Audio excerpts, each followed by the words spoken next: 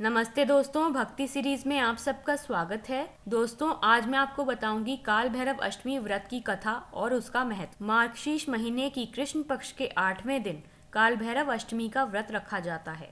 शिव पुराण के अनुसार इसी दिन भगवान शिव ने काल भैरव के रूप में अवतार लिया था। इन्हें काशी का कोतवाल माना जाता है। काल भैरव अष्टमी व्रत भय और दुखों से मुक्ति दिलाने वाला माना गया है। इस दिन विशेष रूप से शिव जी की भैरव और ईशान नाम से पूजा की जाती है। साल 2016 में ये व्रत 21 नवंबर को रखा जाएगा। एक कथा के अनुसार एक बार सृष्टि के रचिता ब्रह्मा जी ने शिव जी के रूपरेखा और वेशभूषा पर कुछ अपशब्द बोल दिया था, जिससे वह बहुत क्रोधित हो गए थे तथा उनके शरीर से छाया के रूप में काल भैरव की उत्पत्ति हुई थी। मार्गशीर्ष माह की अष्टमी तिथि को ही काल भैरव की उत्पत्ति हुई थी। क्रोध से उत्पन्न काल भैरव जी ने अपने नाखून से ब्रह्मा जी का सिर काट दिया था। इसके बाद ब्रह्म हत्या के पाप से मुक्ति पाने के लिए काल भैरव तीनों लोकों में घूमे, परंतु कहीं भी उन्हें शांति नहीं मिली। अंत में घूमते हुए वे काशी पहुंचे, जहां उन्हें शांति प्राप्त हुई। वहां एक भविष्यवाणी हुई जिसमें भैरव बाबा को काशी का कोतवाल बनाया गया तथा वहां रहकर लोगों को उनके पापों से मुक्ति दिलाने के लिए वहां बसने को कहा गया। काल भैरव अष्टमी के दिन प्रातः स्नान करने के पश्चात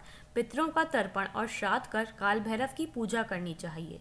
इस दिन व्यक्ति को पूरे दिन व्रत रखकर आधी रात के समय धूप, दीप, गंध, काले तिल, उड़द, सरसों का तेल आदि से पूजा कर जोर जोर से बाबा की आरती करनी चाहिए। इस दिन व्रत रखने वाले व्यक्ति को पूरी रात जागरण करना चाहिए। माना जाता है कि भैरव बाबा और काल भैरव की सवारी कुत्ता है, इसलिए व्रत की समाप्ति पर घर पर पकवान बनाकर सबसे पहले कुत्ते को खिलाना चाहिए। इस दिन कुत्ते को भोजन कराने से भैरव बाबा बहुत प्रसन्न होते हैं। काल भैरव अष्टमी के व्रत का फल क्या है? मान्यता है कि इस व्रत की महिमा से व्रती के सारे विघ्न दूर हो जाते हैं। भूत प्रेत तथा जादू टोना जैसी बुरी शक्तियों का उस पे कोई प्रभाव नहीं पड़ता है। भैरव बाबा की पूजा और आराधना करने से मृत्यु का भय समाप्त हो जाता है। तो दोस्तों, ये थी काल भैरव अष्टमी व्रत की कथा, उसकी विधि, उसका महत्व और व्रत से होने वाले फल। तो आप सब भी काल भैरव अष्टमी का व्रत जरूर रखिए और इसी विधि से पूजा करिए, जिससे आपकी भी हर मनोकामना पूरी हो जाए। तो उम्मीद है आज की ये वीडियो आपको पसंद आई होगी। अगर पसंद आई है तो इसे लाइक और शेयर जरूर करिएगा और मेरे चैनल को सब्सक्राइब करना मत भूलिएगा। तो दोस्तों, आपसे फिर मुलाकात होगी एक नई वीडियो के साथ। तब तक के लिए धन्यवाद।